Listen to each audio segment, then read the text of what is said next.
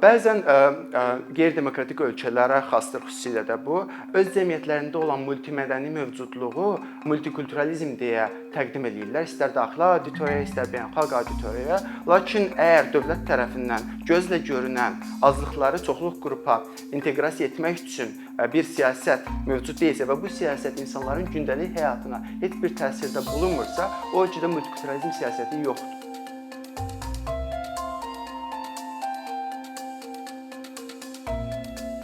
Bu gün sizə multikulturalizmdən danışacağam.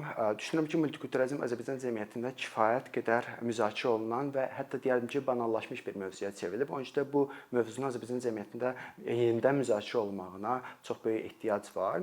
Ona görə də bu gün çalışacağam ki, sizə multikulturalizmin nəzəri konseptual definisiyalarını verim, müəyyən nəzəri konseptual məsələlərə toxunum və eyni zamanda da xüsusilə multikulturalizmin liberal demokratik nümunələrini sizə göstərməyə çalışacağam ki, görək qərb demokratiyalarında multikulturalizm necə tətbiq olunur və onlardan götürəcəyimiz hansı siyasət nümunələri var. İlk öncə istəyərdim ki, Azərbaycan cəmiyyətində multikulturalizm haqqında, istər Azərbaycan cəmiyyətində, istərsə akademik auditoriya və vətəndaş cəmiyyəti arasında multikulturalizm haqqında mövcud olan miskonsepsiyalara toxunum. Miskonsepsiyalardan biri odur ki, multikulturalizm yalnızca dini və etnik azlıqlara şamil olunan bir siyasətdir. Belə deyil. Multikulturalizm təkcə dini və etnik azlıqlara deyil, ölkədə mövcud ola biləcək bütün növ azlıqlara tətbiq olunmalı olan siyasətin adıdır. Hansıdır bu azlıqlar? Məsələn, dini və etnik azlıqlarla paralel burada cinsi azlıqları misal göstərə bilərik, LGBTQI icması, burada feministləri misal göstərə bilərik, burada əlil insanlar icması var, məsələn, azlıq kimi, burada işçi sinfi azlıq kimi multikulturalizmin tətbiq subyekti ola bilər. Sonra burada irqi azlıqlar var, çoxlu azlıqlar saya bilərik ki, cəmiyyətdə mövcud ola biləcək bütün növ azlıqlar əslində potensial olaraq multikulturalizm tətbiq subyekti olmalıdırlar. Və bu azlıqlardan hər hansı birinin cəmiyyətdə hüquqları pozularsa, bu deməkdir ki, həmin cəmiyyətdə multikulturalizmdən söhbət belə gedə bilməz.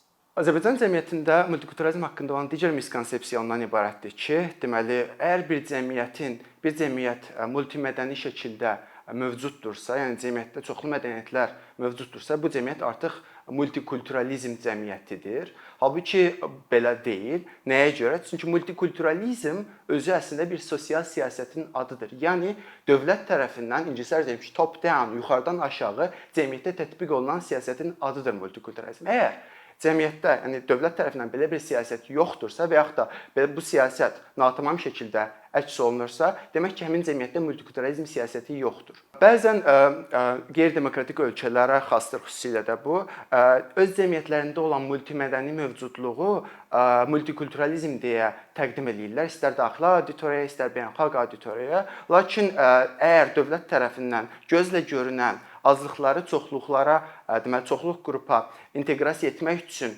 bir siyasət mövcud deyilsə və bu siyasət insanların gündəlik həyatına heç bir təsirdə bulunmursa, o ölkədə multikulturalizm siyasəti yoxdur. Bu miskonsepsiyaları aydınlaşdırdıq. İndi isə istəyirəm ki, multikulturalizmin akademik ədəbiyyatda hansı elmlərin araşdırma predmeti olmağına baxaq. Akademik ədəbiyyatda multikulturalizm 3 elmin araşdırma predmetidir. Sosiologiya, siyasi fəlsəfə və ictimai siyasət elmlərinin. İlk öncə məsələnin sosioloji tərəfdən məsələyə yanaşaq. Sosioloji olaraq, məsələn, sosioloji ədəbiyyatlarda qarşılaşa biləcəyiniz epitetlər adları sayın. Məsələn, multikultural, multimədəni, bu kimi sözlər görəcəksiniz sosiologiyada və bu sözlər cəmiyyətdə dövlət siyasətinin nə olmasından asılı olmayaraq, əgər o cəmiyyətdə tarixi inkişaf prosesi nəticəsində bu və ya digər səbəblərdən cəmiyyət özünü multimədəni şəkildə formalaşdıra bilibsə, biz o cəmiyyətləri multimədəni və ya multikultural cəmiyyət adlandırırıq. Yəni ki, sosioloji olaraq multimədəni və ya multikultural sözləri termin deyil. Bunlar epitetlərdir. Bəs sosioloji termin nədir bu multimədəni cəmiyyəti adlandırmaq üçün? Sosioloji termin Azərbaycanca birgə yaşayış sözünü istifadə edə bilərik. Deməli, İtalyanca buna conviviality deyilir. Convivia sözlərindən yaranıb ki, sosioloji termin, bunun terminoloji adı conviviality və ya birgə yaşayışdır.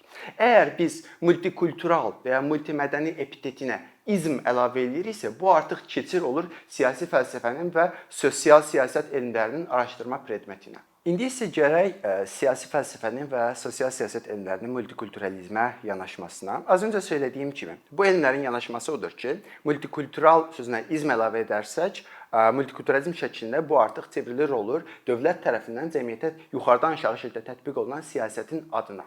Yəni ki, belə deyim də, siyasi fəlsəfədə belə bir debat var idi və bu debat hələ də açığı davam edir. Debat ondan ibarət idi ki, deməli kommunitar filosoflar iddia edirdilər ki, icma hüquqları fərdi hüquqlardan daha vacibdir. İndividualist filosoflar iddia edirdilər ki, fərdi hüquqlar icma hüquqlarından daha vacibdir və fərdi hüquqların ən yüksək səviyyədə olmağı artıq kifayət edir ki, o fərd özünü cəmiyyətdə istədiyi kimi realizə edə bilsin. Və bu debat müəyyən illər davam etdikdən sonra artıq deməli liberal filosoflar özləri də yavaş-yavaş xüsusən də bu miqrasiya axınlarından sonra liberal demokratiyalarda istər Kanada olsun, Avstraliya, Yeni Zelandiya, İsveç, Britaniya, Niderland kimi ölkələrə miqrant axınları artmağa başladı. Sonra bu ölkələrdə eyni zamanda digər adını saydığım azlıqların da öz deməli ehtiyacları və tələbləri artmağa başladı və bu tələblərdən irəli gələrək deməli liberal filosoflar da yavaş-yavaş anlamağa başladılar ki, deməli fərdi hüquqlar qədər də icma hüquqları vacibdir. Nəyə görə vacibdir? Çünki azlıqların nümayəndəsi olan o fərdlər özlərini böyük bir cəmiyyətdə, çoxluğun içində realizə edə bilməyi üçün onların deməli daşıdıqları o azlıq mədəniyyətinin də deməli icma kimi hüquqları qorunmalıdır ki, onlar o icmanın içində özlərini realizə edib daha böyük bir cəmiyyətə çıxaraq o cəmiyyətin içində də itibat olmasınlar, orada da özlərini realizə edə bilsinlər. Məsələn, çox xırda nümunələr verə bilərik. Təsəvvür edin ki, hər hansı bir cinsi azlığın nümayəndəsidir. Bu cinsi azlığın nümayəndəsi deməli iş müsahibəsinə gedir. Deməli həmin iş müsahibəsində onun deməli cinsi orientasiyasına görə deyil, bilik və bacarıqlarına görə həmin müsahibədə mühakimə olunması üçün gərəkdir ki, həmin ölkədə dövlət tərəfindən deməli multikulturalizm siyasəti olsun ki, həmin azlıqların hüquqları, yəni həmin o cinsi azlığın icma hüququ dövlət tərəfindən qorunsun və bu halda da həmin işə götürən şirkət artıq çəkinsin. Həmin azlığın deməli həmin azlığı cinsi orientasiyasına görə mühakimə eləmək deyil, onun biliyinə görə mühakimə eləməyə çalışsın. Yəni bundan bu kimi diskriminasiyalardan çəkinsin. Əgər bu siyasət yoxdursa, onda şirkətlər və yaxud da orqanizasiyalar çox rahatlıqla yəni insanlara bu kimi diskriminasiyalar, stigmalara insanları məruz qoya bilirlər. Və yaxud da dini azlıqdan olan bir şəxsi götürək. Təsəvvür edin ki, bir dindar bir şəxsdir və o müəyyən bir iş vaxtı, yəni break vaxtı müəyyən bir dini ritualını həyata keçirmək istəyir. Lakin deməli əgər o dini azlığın nümayəndəsi olan fərdin dini icma hüquqları dövlət tərəfindən qorunmursa, çox rahatlıqla həmin şəxsin öz dini ritualını yerinə yetirmək istəkləri məsələn şirkətlər tərəfindən məhdudlaşdırıla bilər və yaxud da ictimaiyyət tərəfindən məhdudlaşdırıla bilər. Buna görə də yenidən bu multikulturalizm siyasətinə ehtiyac var ki, adını çəkdiyim bu azlıqlar və bütün növ azlıqlar ki var, onların hamısının icma hüquqları dövlət tərəfindən legislativ olaraq qorunmalıdır ki, deməli şirkətlər və yaxud da ictimaiyyətin müəyyən nümayəndələri onların hüquqlarını deməli pozmaqdan və onlara qarşı diskriminasiya eləməkdən çəkinsinlər. Buna görə də liberal filosoflar artıq onlar da bu konsensusa gəliblər ki, fərdi hüquqlar qədər icma hüquqları da vacibdir və əgər azlıqların nümayəndəsi olan o fərdlərin icma hüquqları dövlət tərəfindən qorunmazsa və buna dövlət dəstəyi olmazsa, onlar çoxluğun içində çox rahatlıqla itibat ola bilərlər və hətta itibat olmaq bir kənara onlara qarşı bu və ya digər istənilən stigma və diskriminasiyalara onlar bunlarla üzləşə bilərlər. İndi isə keçək deməli bu siyasətin nə səbəbə və hansı coğrafiyalarda yaranmasından danışaq. Multikulturalizm siyasəti deməli ilk dəfə 1970-80-ci illərdə Qərb liberal demokratiyalarında yaranıb. Bunlara misal olaraq Kanadanı göstərə bilər, Avstraliya, Yeni Zelandiya, sonra Britaniya, İsveç, Niderland kimi ölkələr hal-hazırda multikulturalizm indeksi ən yüksək olan ölkələrdir. Bu ölkələrdə, yəni liberal demokratiyalarda multikulturalizm bir siyasət kimi başlanmağının iki səbəbi olub. Səbəblərdən biri əxlaqi, digəri isə utilitardır. Əxlaqi səbəb ondan ibarətdir ki, liberal demokratiyalar artıq fərqinə varıblar ki, son 100 illiklərdə deməli həyata keçirilən assimilyasiya və deməli qaynar qazan siyasətləri əxlaqi olaraq haqq qazandırıla bilməz və bunlar yanlışdır. Bu məsələnin əxlaqi tərəfi, yəni ki, dövlət öz vətəndaşının bu və ya digər mədəni hüquqlarını qorumağa borcludur və belə bir öhdəliyi var. Bu məsələnin əxlaqi tərəfi.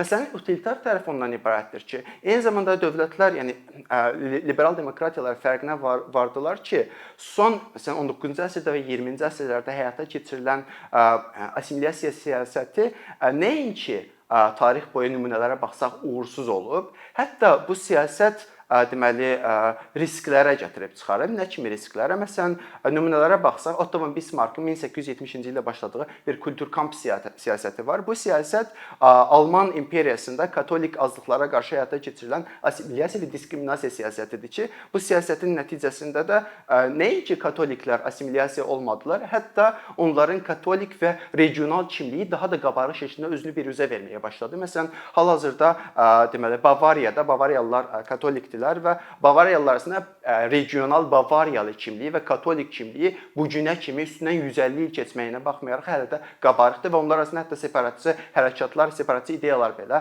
Almaniyadan ayrılmaq ideyaları belə hələ də qalmaqdadır. Bu məsələn 19-cu əsrdən bir nümunə idi və yaxud da çox uzağa getməyək, İran Azərbaycanını götürə bilərik ki, məsələn İranda azlıqlara qarşı, xüsusən də türk dilli azlıqlara qarşı bu və ya digər deməli assimilyasiya və yaxud da laqeydlik siyasəti həyata keçirilməyinə baxmayaraq, onlar hələ də öz mədəni kimliklərini qoruya biliblər. Və yaxud da məsələn Türkiyədə bu gün azlıqlardan biri kürdlərdir ki, görürük ki, kürdlər hələ də özlərini deməli mədəni bir icma kimi qoruyub saxlaya bilirlər. Yəni ki, bu ona gətirib çıxarır ki, deməli liberal demokratiyalar fərqinə varıblar ki, həm əxlaqi olaraq bizim öhdəliyimizdir ki, ölkəmizdə yaşayan azlıqların hamısının hüquqlarını qoruyaq. Utilitar olaraq da onları assimilyasiya etməyə çalışıb, bu riskə gedincə onların mədəniyyətlərini qoruyub, bu mədəniyyətə hörmət etməklə o azlıqların loyallığını özümüzə qazana bilərik. Bu səbəbdən də bir çox liberal demokratiyalar artıq bu siyasəti dövlət siyasətinə çeviriblər ki, ölkədə azlıqlar, çoxluqlar qədər onların hüquqları qorunsun və onların hüquqları pozulmasın. Məqsəd ölkədə mövcud olan istər miqrant azlıqlar, istər feministlər, işçi sinfi, LGBTQI icması, əlilli insanlar icması, irqi azlıqlar, dini azlıqlar, milli azlıqlar və bu kimi adını saymadığımız bir çox azlıqların hamısı deməli öz azlıq mədəniyyətini qorumaqla deməli çoxluq mədəniyyətinə inteqrasiya ola bilsin. Məsələn, artıq bu ölkələrdə deməli istər yerli səviyyədə, istərsə də yuxarı səviyyədə multikulturalizm siyasətinin deməli nümunələrini görə bilərik. Məsələn, yerli səviyyədə orta məktəb təhsil kurikulumlarında bu liberal demokratiyalarda multikulturalizm öz əksini tapır. Məsələn, azlıqların öz dillərində, məsələn, təhsil hüquqları məsələsi, onların öz mədəniyyətlərini daha yaxşı qavraya bilməsi üçün kurikular deməli məsələlər işlənilib və onlar hazırda kurikuluma tətbiq olunub. Və yaxud da azlıqların yaşadığı ərazilərdə toponimlərin o azlıqların öz mədəniyyətinə uyğun şəkildə yenidən geriyə qaytarılması, yəni azlıq toponimlərinin bərpa olunması məsələləri bu liberal demokratiyalarda öz əksini tapıb.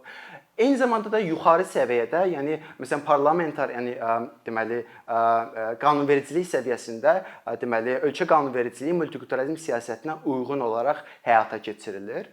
Bu səbəbdən də qərb cəmiyyətlərində deməli adını seçdiyim azlıqlara qarşı olan diskriminasiya və stigma halları ən aşağı səviyyədədir. Təbii ki, onlar da problemsiz deyillər. Bu ölkələrdə də hələ də problemlər qalmaqdadır. Məsələn, ən bəsit bir neçə il əvvəl qarşılaşdığımız Birləşmiş Ştatlarda Floyd Royce'un ölümünü məsələn misal göstərə bilərik və bu mediada kifayət qədər hallandı. Lakin liberal demokratiyaları qeyri-demokratiyalardan fərqləndirən odur ki, bu ölkələr öz problemlərini örtbasdır eləmək deyil, onları mediada daha da qabartmağa və bunu işıqlandırmağa çalışırlar ki, bu problem tezliklə öz həll yolunu tapsın və bu səbəbdən də biz bu problemləri mediada çox rahatlıqla görə bilirik. Sonda isə düşünürəm ki, Azərbaycanda da deməli multikulturalizm siyasətinin deməli həyata keçirilməsi üçün və yaxud da mövcud olan siyasəti perfeksiya etmək üçün liberal demokratik nümunələrdən öyrənəcəyimiz çox deməli deməli, istər qanunvericiliyi ilə bağlı, istər icra ilə bağlı çoxlu кейslərə baxa bilərik. Düşünürəm ki, Azərbaycanda sosioloji olaraq multikultural birgə yaşayış mövcuddur və bu mövcudiyyətin də səbəbi tarix boyunca istər orta əsrlərdə Azərbaycan ərazisində çoxlu mədəni axınların olmağı, istərsə də 19-cu əsrdə xüsusən Çar Rusiyası dövründə Bakının multimədəni şəhərə çevrilməyi və son olaraq da Sovet dövründə Azərbaycanlı kimliyinin formalaşmağı Azərbaycanda multikulturalizm siyasətini həyata keçirmək üçün yetərli qədər sosial baza verir. Yəni Azərbaycanda bu multimədəni sosioloji birgə yaşayış mövcuddur. Bəs çatışmayan nədir? Düşünürəm ki, çatışmayan multikulturalizm siyasətinin özüdür. Yəni bu siyasət, mövcud olan siyasət ya natamamdır, ya da bu siyasətdə çoxlu islahatlara ehtiyac var. Məsələn, hansı siyasət planı ortaya qoymaq olar? Deməli, multikulturalizm siyasətinin bir parçası olaraq azıqlara, deməli, dövlət dəstəyi. Bu dəstək özünü necə təzahür edə bilər? Məsələn, ən bəsit. Deməli, əlil azıqlar üçün Azərbaycanın iri şəhərlərində, deməli, şəhər səkilər və şəhər infrastrukturunun yenidən qurulması. Bu bir siyasət şəklində məsələn bunu eləmək olar. Daha sonra qadın hüquqlarını deməli yaxşılaşdırmaq üçün Azərbaycan İstanbul Konvensiyasına qoşula bilər. Bu da multikulturalizm siyasətinin bir parçasıdır. Və yaxud da deməli cinsi azlıqlar məsələsi var ki, düşünürəm ki, Azərbaycanda ən çox diskriminasiyaya məruz qalan qruplar bunlardır. Onlara qarşı deməli diskriminasiyanı azaltmaq üçün deməli dövlət dəstəyinə ehtiyac var deyə düşünürəm. Daha sonra məsələn regionlarda yaşayan etnik azlıqlar var ki, onların orta məktəblərdə onların dillərinin tədrisi bu dəqiqə həftəyə bir dəfədir, bunu 2 dəfəyə və ya 3 dəfəyə qaldıra bilər. Və yaxud da qruplar var ki, onların öz dillərində tədris yoxdur. Məsələn, onların dillərində nəşriyyatlar çap eləmək olar. Xüsusilə də nəşriyyat məsələsi çox vacibdir. Düşünürəm ki, azlıq dillərində olan o dərsliklərin nəşrinə vəsait ayrılmağına ehtiyac var. Çünki əks halda onlar əcnəbi ölkə xaricindən kitablar gətirib onu tədris etməli olurlar və bu da düşünürəm ki, xarici kurrikulumun ölkədə tədris olunmağı yanlışdır. Və yaxud da liberal multikulturalizm bir nəzəriyyə kimi və bir sosial siyasət kimi deməli universitet səviyyəsində də, orta məktəb səviyyəsində də istər şagird və tələbə heyətinə, istər müəllim heyətinə bu dərslik kimi tədris oluna bilər ki, cəmiyyət artıq deməli multimədəni yaşayışın nə olduğunu deməli daha da dərindən qavraya bilsin və bu halda da düşünürəm ki, azlıq və çoxluq arasında olan deməli anlaşılmazlıqlar da minimum həddə enər və xüsusilə də müəyyən qruplar var ki, onlara qarşı olan stigma və diskriminasiya halları azalar.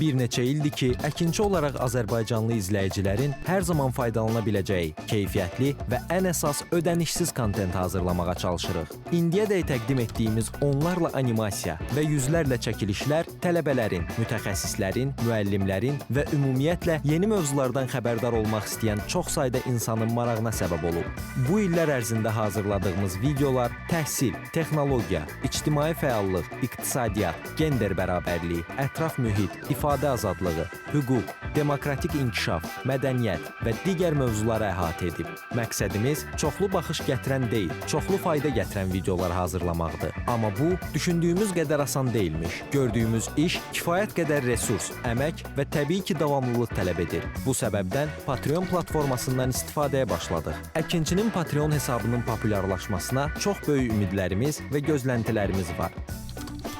Bəziləriniz Patreon haqda ilk dəfə eşidirsiniz. Əslində, çox sadə izahı olan bir platformadır. Təsəvvür edin ki, siz rəssam və ya musiqiçisiniz. Sosial şəbəkələrdə sizi izləyən, işinizi bəyənən çox sayda insan var. Patreon platforması sizə imkan verir ki, izləyicilərinizin könüllü aylıq ödənişləri sayəsində işinizi davam etdirəsiniz. Sərgi, konsert zallarından asılı qalmayasınız. Amma bu, təkcə rəssam və musiqiçilərə aid deyil. Məsələn, əkinçiyə bənzər fəaliyyətlə məşğul olan bəzi layihələrin 10 minlərlə patronu var. Biz də düşündük ki, nə üçün əkinçinin Patreon hesabı olmasın? Sizin dəstəyiniz sayəsində biz daha çox və daha keyfiyyətli kontent yaratmağa davam edə biləcəyik. Amma bu dəstək yalnız maddi dəstək deyil. Dəstəkçilərimizin sayının artması gördüyümüz işlərin faydalı olduğuna dair əminlik verir. Patreon platformasından istifadə çox sadədir. Hesabınızı açırsınız, sizə uyğun dəstək növünü seçirsiniz və Patreon özü hər ayın ilk günü kartınızdan seçdiyiniz dəstək növünə uyğun ödəniş tutur. Bu qədər. Sonda onu demək istəyirik ki, dəstəkçilərin sırasına qoşulmaq istəyən, amma məhdud imkana görə bunu edə bilməyənlər narahat olmasın. Daha öncə dediyimiz kimi, bizim əsas məqsədimiz daha çox insanın hər zaman faydalana biləcəyi keyfiyyətli və ödənişsiz kontentin yaradılmasıdır. Bunun üçün mütləq patronumuz olmalısınız deyə məcburiyyət yoxdur. Amma imkanınız patron olmağa çatırsa və bizim işimizi bəyənirsinizsə, patronlarımızın sırasına qoşulmağınız bizim üçün çox önəmlidir.